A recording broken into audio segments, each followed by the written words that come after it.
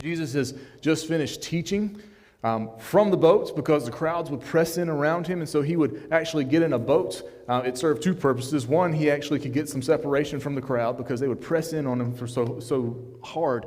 But it also has a great acoustic effect. If you've ever been out on a lake or a wide open flat body of land or of water, you'll notice that sound projects much further. And so Jesus had both a physical reason for doing that to get away from, but also an acoustic reason so that people could hear his teaching. And when he was done, there's really no reason for him to have gone where he went at all. Jesus has just finished teaching, and he tells them, let's go to the other side of the lake. Now, if you know anything about the geography of the Sea of Galilee, in the north and the west was primarily Jewish territory. They would fish, they would do all the things that normal Jewish people would do. But over on the east side of the lake was a predominantly Gentile region. They didn't worship at the temple. They didn't care for any of the normal Jewish practices.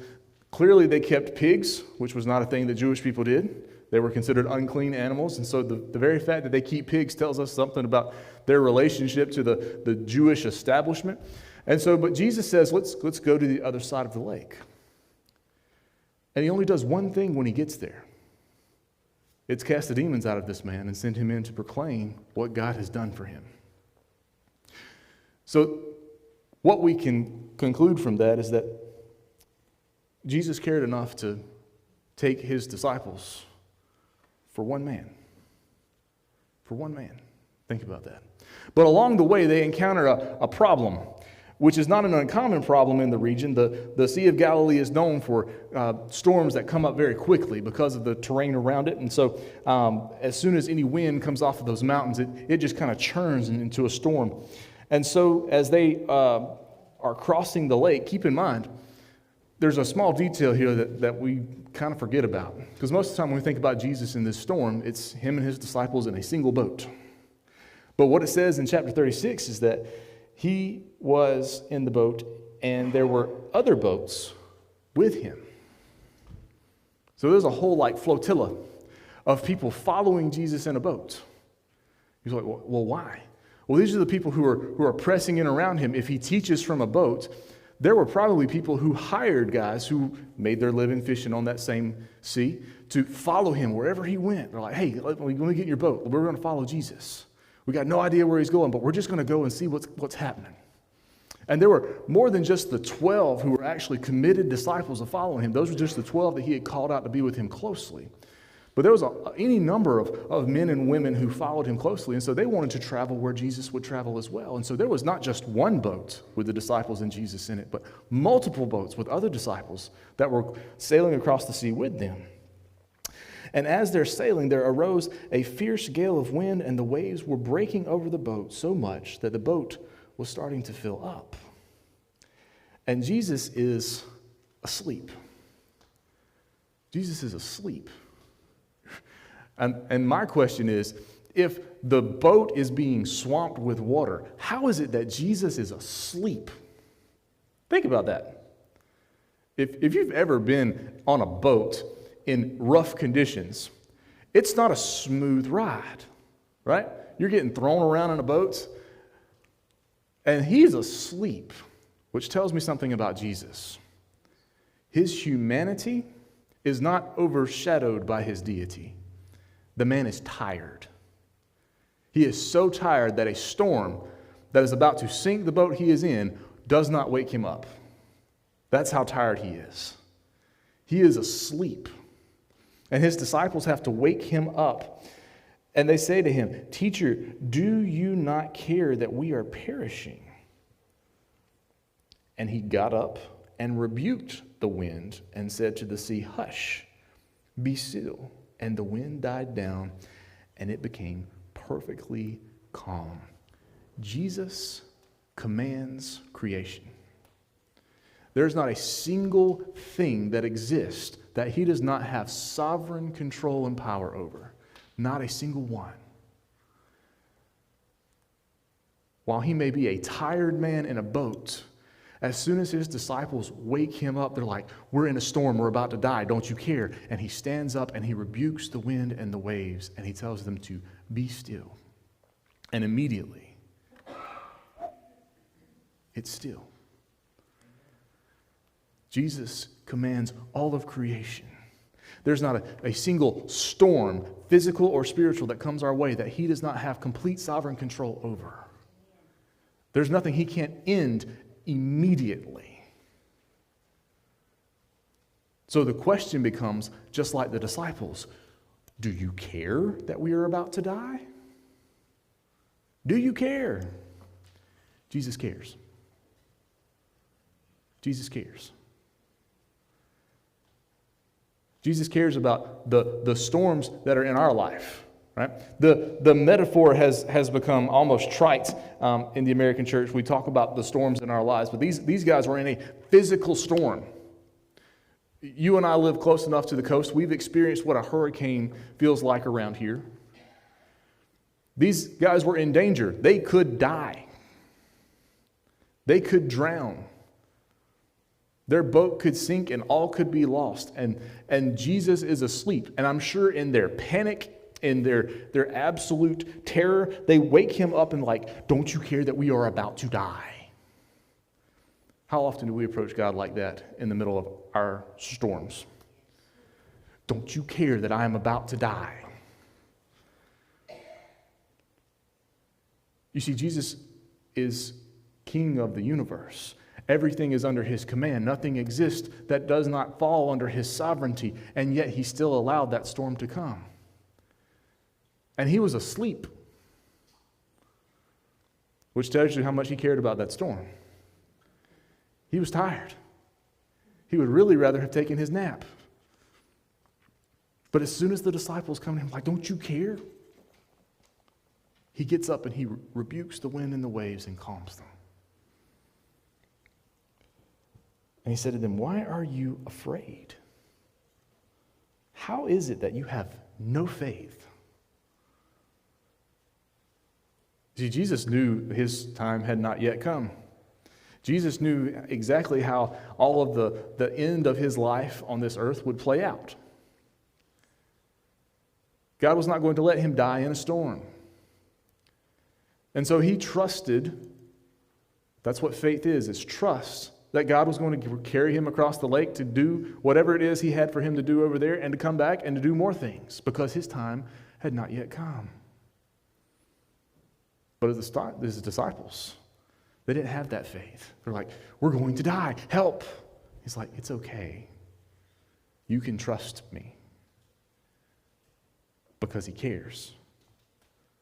Right? As soon as he wakes up and the disciples are coming to him in absolute fear, what does he do? He calms that storm. Keep in mind, he's also sovereign over all the elements of the air, and so he allowed that storm. And God allows things to happen in our lives, and what we'll see later on, sometimes God allows things and we don't even understand why he allows some things to happen. But imagine this, a crossing that does not involve that storm does not allow the disciples to see the power of Jesus in their lives. It does not allow them to see that he does, in fact, control the wind and the waves. That he can end it in a moment. And he does. Because he cares. And listen, I've got some brothers and sisters that cling tightly to the sovereignty of God. But somewhere along the line, they've missed the fact that he cares. He cares. Let's not lose God's love and his sovereignty.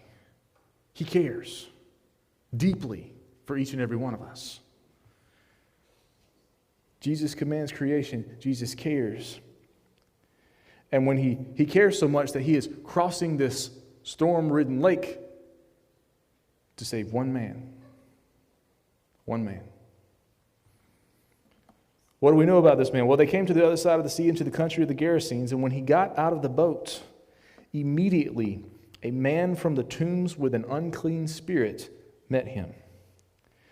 What do we know about this guy? Well, he couldn't be controlled. He couldn't be chained. He broke chains on the regular. They had given up trying to keep him corralled and keep him chained and keep him imprisoned because he broke everything that they put on him. This man was possessed not by one, but multiple demonic spirits.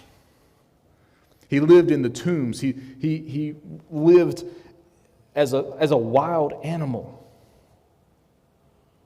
Listen to the description of him. Because he had often been bound, verse 4, with shackles and chains, and the chains had been torn apart by him, and the shackles broken in pieces, and no one was strong enough to subdue him. Constantly, night and day, he was screaming among the tombs and in the mountains and gashing himself with stones. I mean, this is the monster story you told your kids to make them behave on this side of the lake. Imagine sitting in your house and hearing this blood-curdling, screaming man. And he screams in the graveyard. Sometimes he's up on the mountains and he screams. This is not a man who is in his right mind. This is a man who has experienced an intense level of demonic oppression. And what does he do? Seeing Jesus from a distance, he ran up and bowed down before him. In the book of Mark, there's a lot of people who mistake the identity of Jesus. It is never the demonic spirits. They know who he is. They know who he is. Which leads us to the conclusion, knowing who Jesus is does not save us. Right? There are a lot of people like, oh yeah, I know about Jesus. I know who Jesus is. I even believe that Jesus is the Son of God.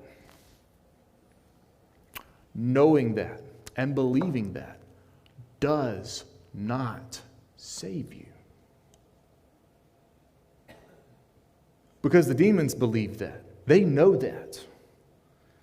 When this demon-possessed man comes before him, he says, "What business do we have with each other, Jesus, Son of the Most High God?" The demons correctly identified who Jesus is. They call him Son of the Most High God. But you see, it's not knowing who Jesus is that saves you. It's not. Knowing Jesus' identity is not the source of our salvation. They say, "I implore you by God, do not torment me," for he had been saying to him, "Come out of the man, you unclean spirits." In other words, there's a prolonged conversation here between Jesus and the man who is possessed by this demon, and particularly the unclean spirit within him. And so Jesus has been saying, "Come out of the man, you unclean spirit," and they have been resisting that command. He tries to plead his case with Jesus. He says, "What business do we have with each other?" He even calls him by his right name and his right title, and implores him by God to not torment him. And Jesus asked him, "What is your name?" And he said to him, "My name is Legion, for we are many." In other words, this man is not just one demon, but multiple. A legion was the Roman designation for about 6,000 men. I don't know if he was exaggerating any or not. But it's bad enough to be oppressed by one demonic spirit. It's really bad to be oppressed by multiple. In other words, this man is under intense spiritual attack. So much so that the demons are speaking for him.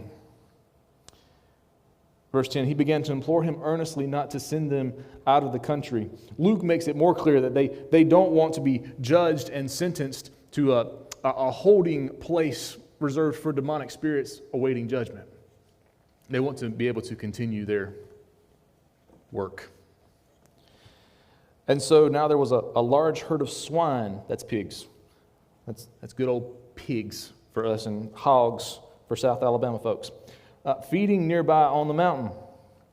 And the demons implored him, saying, "Send us into the swine so that we may enter them." And I want you to notice this. Jesus does not send them, but he does give them permission.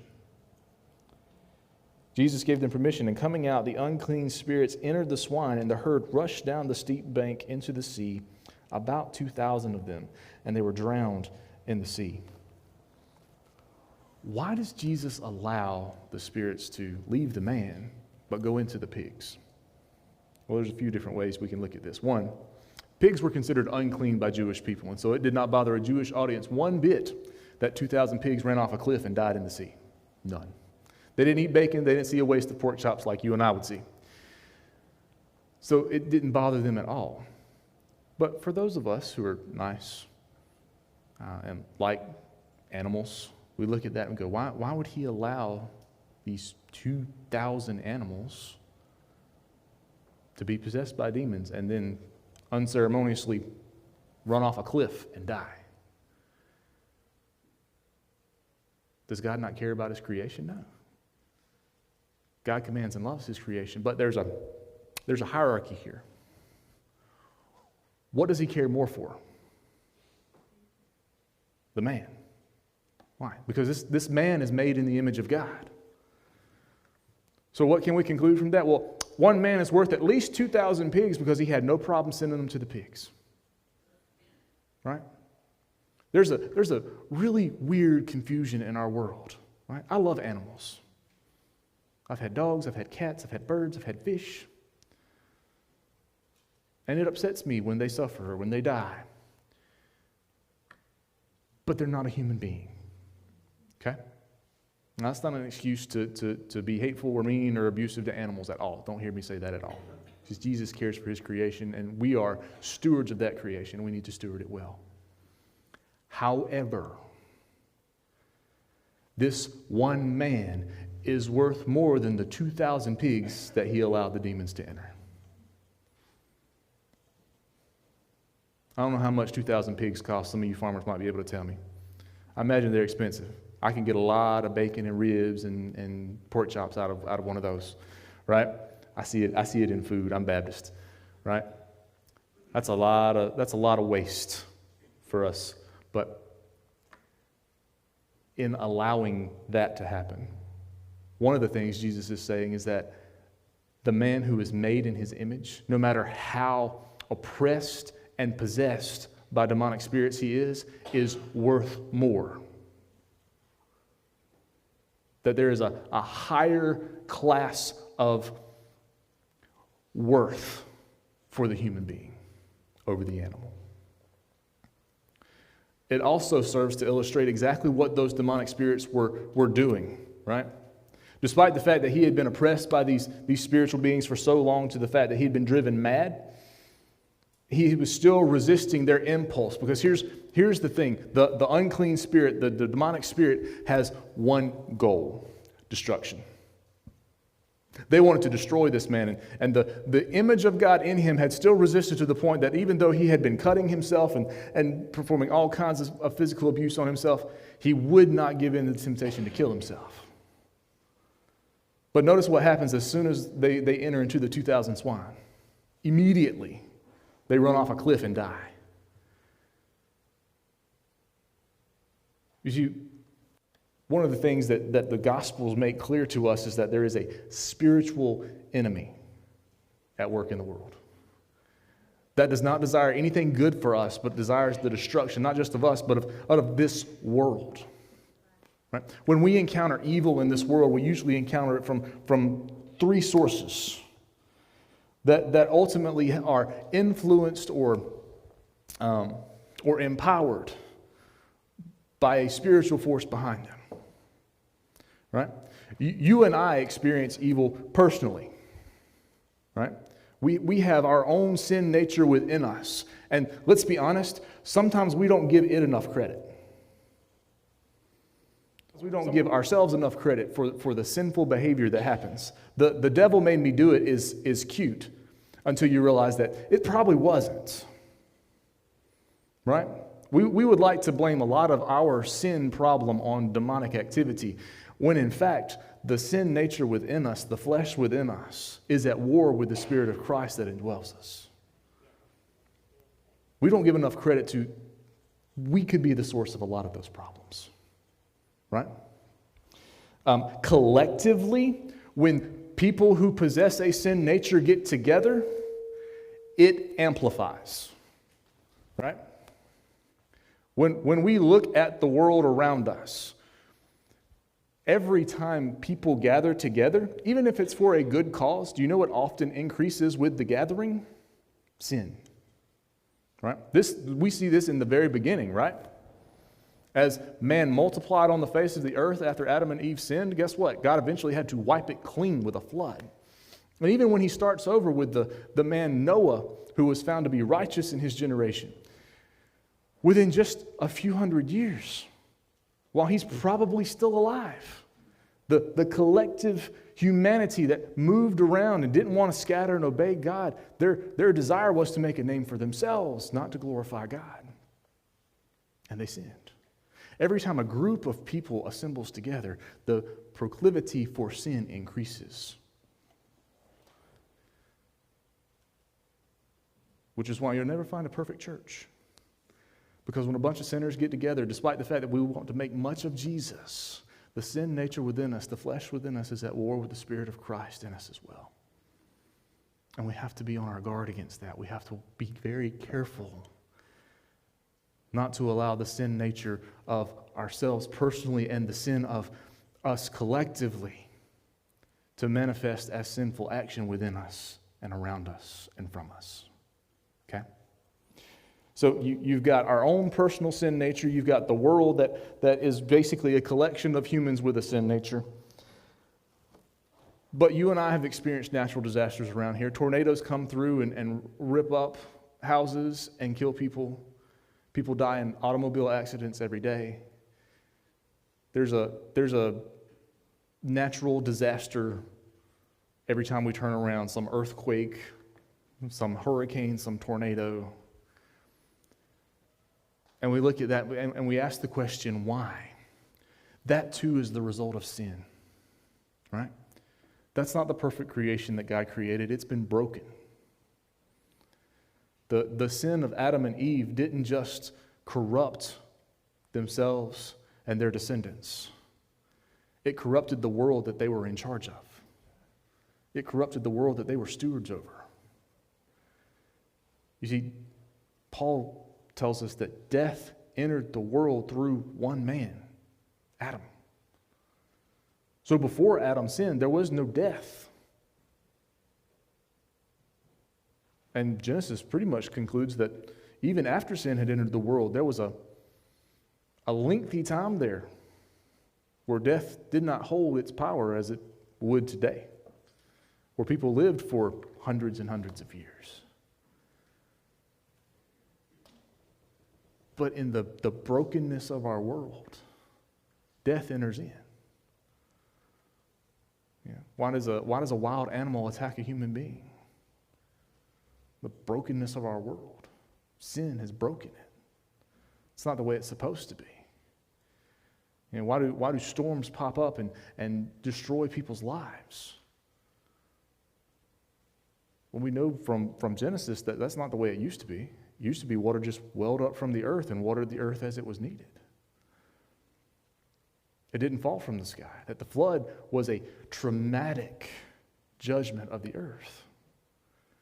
And that everything from that point forward changed. You see, sin is the source of all the evil in the world.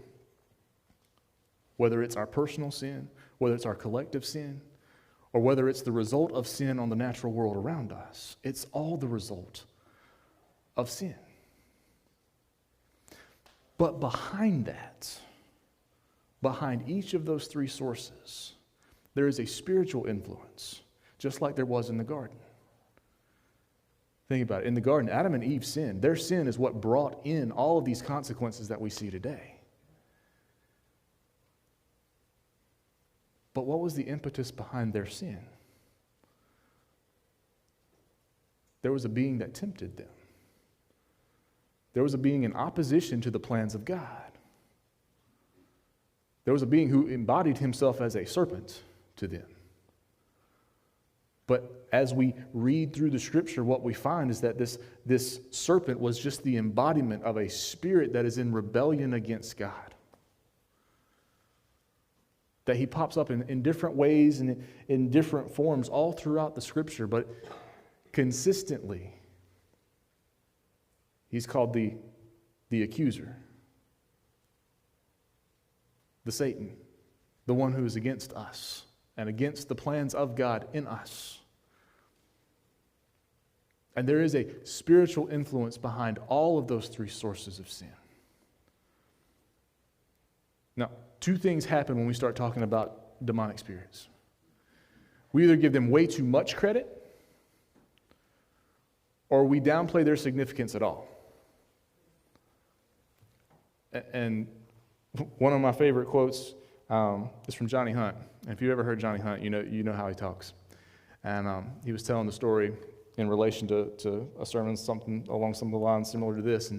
And someone had asked him, said, "Johnny, do you believe there's a demon under every rock?" Johnny thought about it, said, "No. But I do believe there are some demons under some rocks." And I think that's a good summation of what a balanced understanding of demonic experience is, right? Not everything is their fault. And they're not hiding around every corner waiting to jump out and get you. Some things are our own fault. Some things are the outworking of the sin nature within us and the flesh at war with the spirit within us.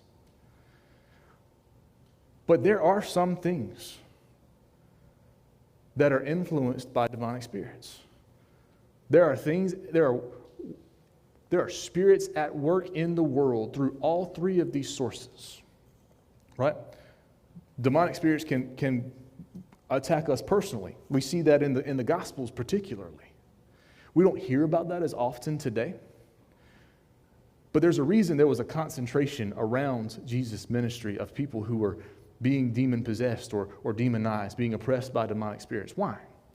Because where God is most at work, so is Satan. Okay? And missionaries will tell you stories that will raise the hair on your back and on your neck. Because they're on the front line of the gospel ministry. And when you find yourself where God is most at work, be prepared, so will Satan. There's an argument to be made by some scholars that say the storm that they encountered along the way was not a natural storm. That the way Jesus speaks to the wind and the waves, he says, "Hush, be still." That's the same phrasing he used earlier in the book when he addressed the demonic spirit.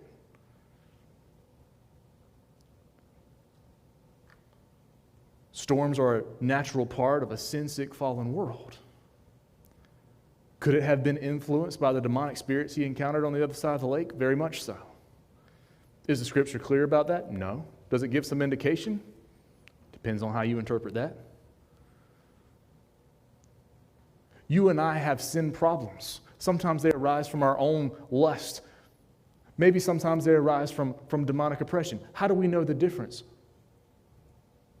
We don't. Because sin reveals itself in so many different ways that way. Should I be concerned as a Christian that the demonic spirits are oppressing me? Here's what I know. If you look for a demon under every rock, you're probably going to find one. But Jesus hasn't made us demon hunters, okay? He's made us fishers of men. And so I want us to be very careful about what we spend our time and attention and our focus on. What we need to recognize is that, yes, there is an enemy that desires our destruction. That Satan and his demonic followers, the spirits who are in rebellion against God, desire our destruction. They want to destroy everything that God is doing in and through us. But they're not omnipotent, and they're not omniscient, and they don't hold sovereign control over everything like Jesus does.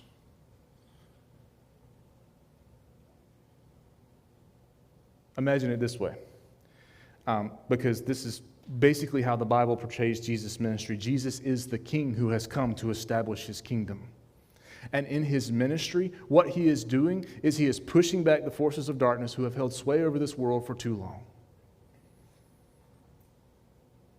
And he is leading the way. He is the one with the power. He is the one with the sovereignty and the control. And we follow him. The job to destroy demonic activity and demonic spirits is not ours, it's his. It's his. And the way he destroys their power and their influence is so counterintuitive to what we encounter in our everyday lives and the way that we think it should be done. We want a conquering king. And what we got was a humble sacrifice. Our king who willingly laid down his life to die in our place for our sin. You see, it's not knowing who Jesus is that saves you. It's Jesus' death and resurrection that saves us. It's his power displayed in that. His power displayed in his humility. His power displayed in his humiliation that God honors and raises him up to be seated at the right hand of God. It's in Jesus and his divine power as displayed in his death on the cross and his resurrection from the grave that saves us. He does the work. You and I can do nothing but trust him. You and I can do nothing but trust him and live our lives in submission to his kingship. It goes back to the very first thing he said at the beginning of the Gospel of Mark. Repent and believe in the gospel, for the kingdom of God is at hand. You say, how do I get away from the sinful influences of my life, whether it's from my own heart or from a spiritual attacker? It's by believing and trusting in the death, burial, and resurrection of Jesus, that he will do exactly what he has said to do. We receive salvation not of our own works, not of anything that we can do, but Paul tells us it is by grace you are saved through faith. God did not have to do anything for us. He did not owe us salvation. He came. He cared enough to come. He cares, and he is sovereign over all creation, including the demonic spirits, because they don't exist outside of him. They're not a spirit equal to him. They're spirits that he made to serve him, and they chose to rebel against him. Sound familiar? The difference between them and us is he made us in his image, and he desires our salvation, and all they receive is judgment and damnation. It is by grace that we are saved. Through faith in him. Trust. Trust. There is absolutely nothing you can do to earn salvation. And the assurance of your salvation is in the finished work of Jesus. Jesus' death and resurrection saves us.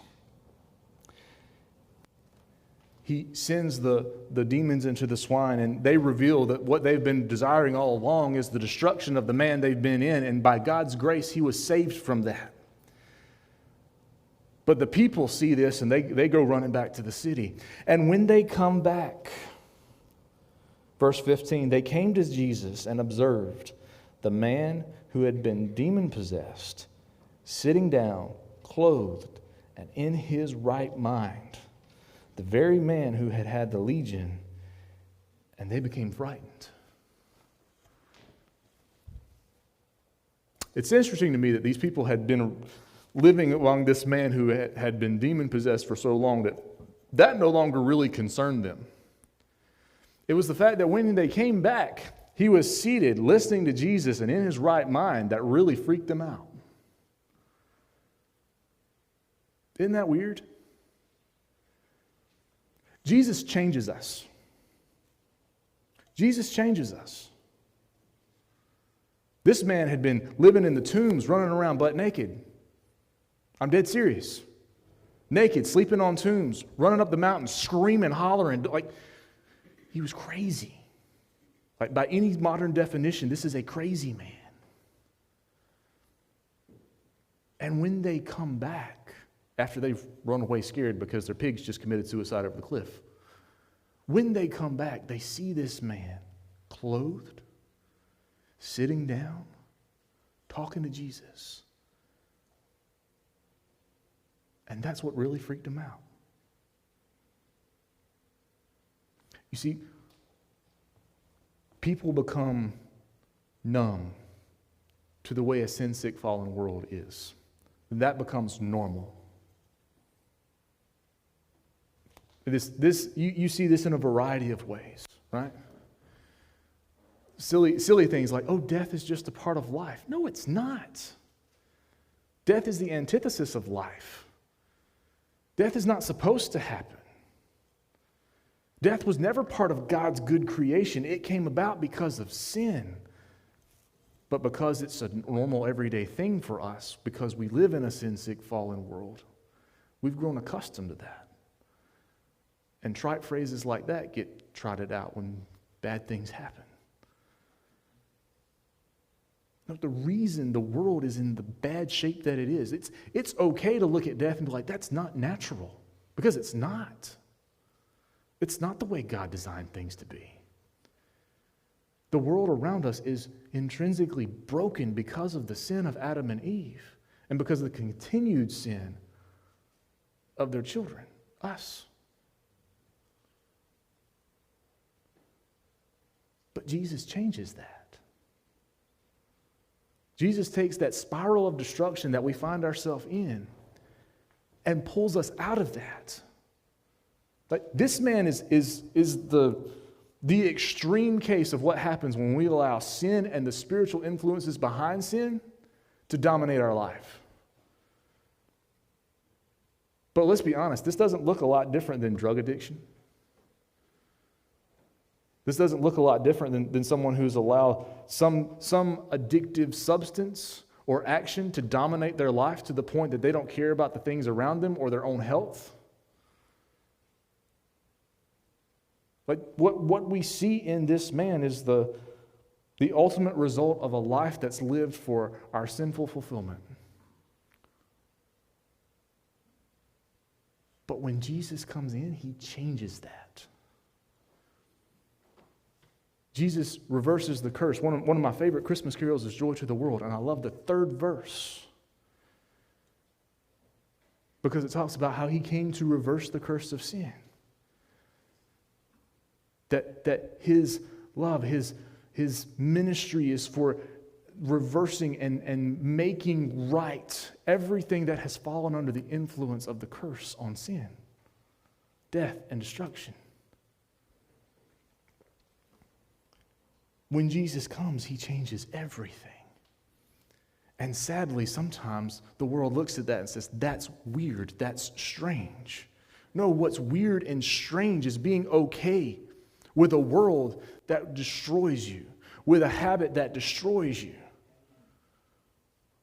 with sinful actions and desires that will destroy you. That's weird.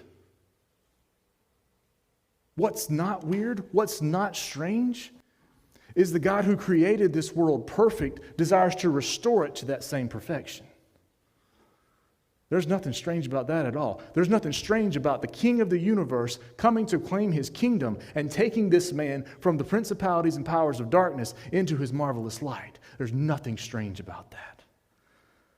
But there's a whole lot that's really, really good about that. See, Jesus changes us. When he comes in, he makes us different because he is reversing the effects of sin and death and destruction in our life. He is taking away the power and the influence of the lusts of our flesh and the spiritual influences behind those things.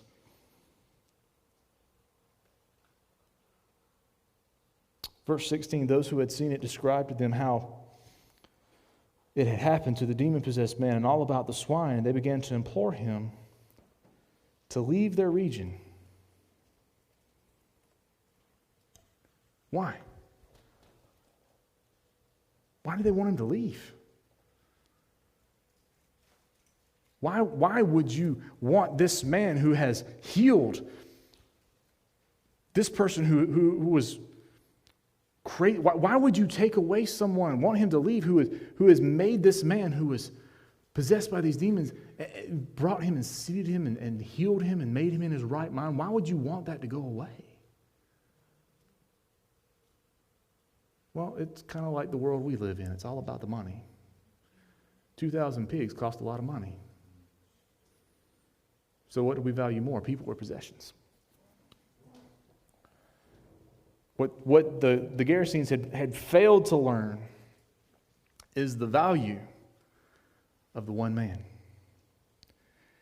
You see, he was worth far more than 2,000 pigs. Pigs were the sacrifice of choice for a lot of pagan temples. Not the temple in Jerusalem, of course, but the pig was this fat, like ridiculously succulent piece of meat that was offered on the altars of pagan gods everywhere. And so there was a lot of money to be made if you sold your pig to a pagan altar for a sacrifice. But here's the great thing about our God. He desires our hearts more than our sacrifices. You see, he's not appeased by burning an animal on an altar. And he didn't want 2,000 whatever animal of choice to be altered to please him. No, what he was pleased to do was to crush his own son in our place for our sin so that we could become his righteousness.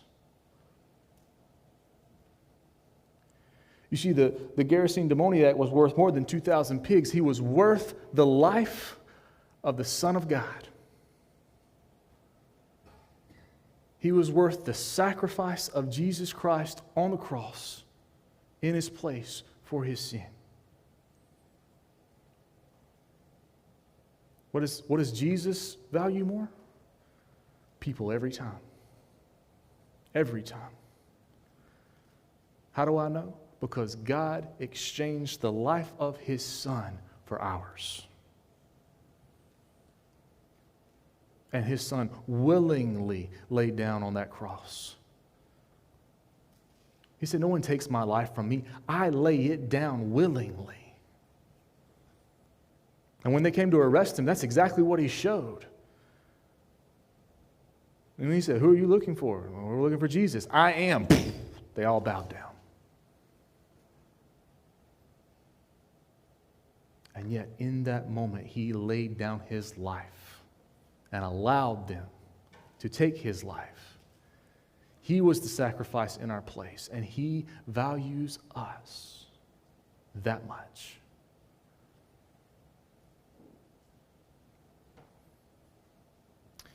I did a wedding this past Tuesday, and part of the ceremony there is, I talk about the worth of your spouse. And there are two acts of God that display the worth of a human being more than any other. One, he chose to create us in his image. Something in us is intrinsically valuable to him because he made us like him. We are made in his image. And two, he sacrificed his Son in our place for our sin so that we could be restored to his family. In those two acts alone, he has considered us creatures of infinite worth.